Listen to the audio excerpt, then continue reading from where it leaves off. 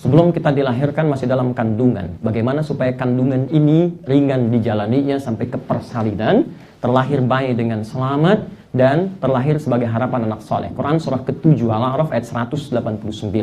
Ketika dia dilahirkan, bagaimana caranya supaya ASI-nya mengalir dengan baik. Kemudian didapati pembagian tugas antara suami istri. Pertama kali punya keturunan supaya baik, tidak ada perselisihan di dalamnya. Quran surah kedua ayat 233, posisi paling kanan sebelah bawah. Kalau mau disempurnakan silahkan berikan ASI sampai usia 2 tahun.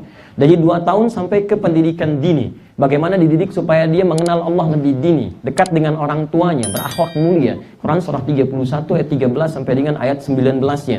Kemudian dia mulai belajar secara serius bagaimana supaya cepat paham, mengerti apa yang dipelajari, kembali mengajarkan lagi pada yang ia tinggalkan, mungkin keluarganya. Quran surah ke-9 ayat 122. Kemudian pelajaran yang baik kata Allah bukan cuma sekedar dia pintar saja, karena yang begitu banyak, tapi pelajaran yang dia dapatkan, pengetahuan mesti mendekatkan dia kepada Allah, imannya pun ikut naik. Quran surah 58 ayat ke-11. Dia mulai naik lagi, dia mulai bertemu dengan kawannya, mulai terlibat pergaulan. Mungkin juga dia harus kantor bagaimana menemukan pergaulan yang baik, bagaimana bergaul supaya tidak terjebak dalam pergaulan bebas, takwanya tetap meningkat dengan siapapun dia bergaul, dimanapun dia berada. Quran surah 49 ayat ke-13-nya. Sampai dia kemudian menemukan pasangan dalam hidupnya. Kalau memang benar-benar tertarik, bagaimana cara melamarnya? Quran surah ke-4 ayat ke-4. Terjadi pernikahan, Quran surah ke-30 ayat 21. Setelah menikah, bagaimana membagi tugasnya supaya tidak kaget menjalani rumah tangga pertama kali.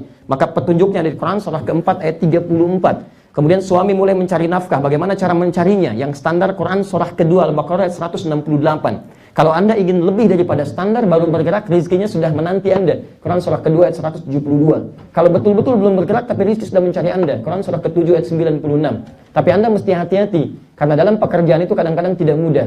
Ada naik turun, ada orang tidak suka dengan Anda, ada iri hati dengan pekerjaan Anda akan menghadapi tantangan. Maka hadapi dengan amalan di Quran surah ke-17 ayat 79 sampai 81.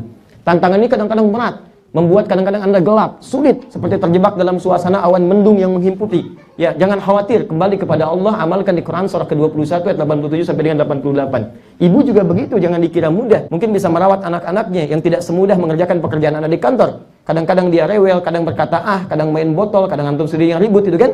Baik, maka mengatasinya Quran surah ke-17 ayat 23 sampai dengan ayat 27.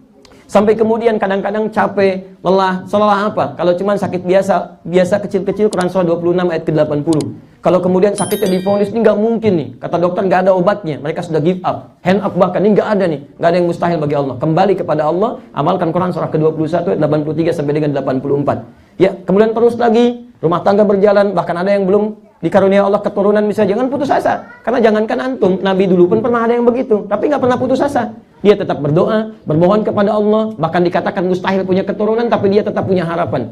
Bermohon kepada Allah. Bagaimana permohonannya? Quran surah 19 ayat kedua sampai dengan ayat 15-nya. Kapan dilakukan? Di Quran surah ketiga ayat 38 sampai dengan 39-nya. Sampai Anda dapatkan peningkatan kualitas kehidupan dan bersyukur. Bagaimana caranya supaya dijaga nikmati oleh Allah? Quran surah ke-14 ayat yang ke-7. Tapi kalau ada ujian, sifatnya bisa 3. Bisa sedang, bisa kecil, sedang, ataupun berat. Quran surah kedua ayat 214. Menghadapinya di Quran surah ketiga ayat 142. Cara sabarnya di Quran surah kedua ayat 155 sampai 157. Sampai kemudian Anda naik lagi. Anda usia 40 tahun lebih, orang tua masih ada. Bagaimana cara membalas baktinya? Walaupun itu sulit dilakukan. Tapi Anda bisa coba amalan di Quran surah ke-46 ayat ke-15.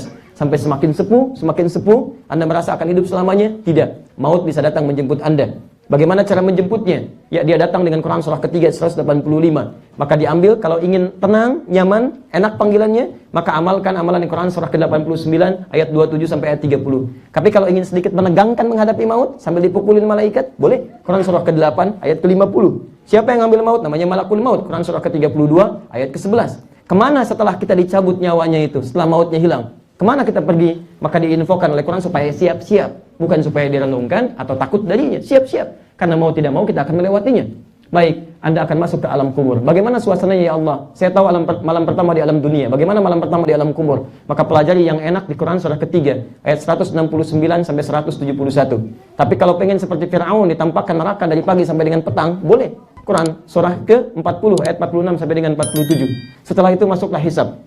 Ada yang masuk surga tanpa hisab. Quran surah kedua ayat 25. Ada yang masuk neraka tanpa hisab. Ada. Quran surah ke-18 ayat 100 sampai 101. Posisi paling kiri sebelah atas. Sampai kemudian ada yang belum masuk surga karena bagusnya amalannya, dia bisa melihat Allah tanpa hijab. Quran surah 75 ayat 22 sampai dengan 23. Sampai Anda masuk ke dalam surga, surganya pun dipecah oleh Allah. Ada surga tingkat paling tinggi bersama para nabi dan rasul. Quran surah keempat ayat 69. Ada di taman surga, keindahannya tak terlukiskan. Allah langsung yang kasih nikmatnya. Quran surah amalannya di Quran surah 51 ayat 15 sampai 23. Ada surga seluas langit dan bumi. Ada di Quran surah ketiga 133 sampai 134. Yang nggak masuk ke sini, tempatnya di neraka.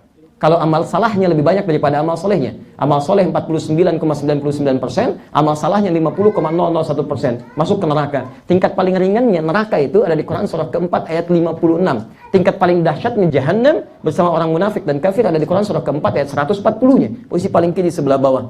Tapi teman-teman sekalian, ada yang 50% amal soleh, 50% amal salah. Masuk ke mana dia? Imam kita mungkin besok akan teruskan. Itu ada di ayat ke-45, 46, 47 surat Al-A'rafnya. Dia tidak dulu di surga, tidak juga di neraka, tapi dia akan tinggal di tempat yang lebih tinggi antara keduanya. Yang di surga bisa kelihatan, yang di neraka dia takut untuk mendengarnya. Sehingga memohon kepada Allah untuk dipindahkan dia ke surga. Maka rahmat Allah turun kepada dirinya, dipindahkan dia dari situ ke surga. Setelah dia menunggu selesai proses hisab. Yang satu harinya sampai dengan 1000 tahun. Satu detiknya 48 hari. Tayyib. Ada semua? Apa yang nggak ada? Ada semuanya.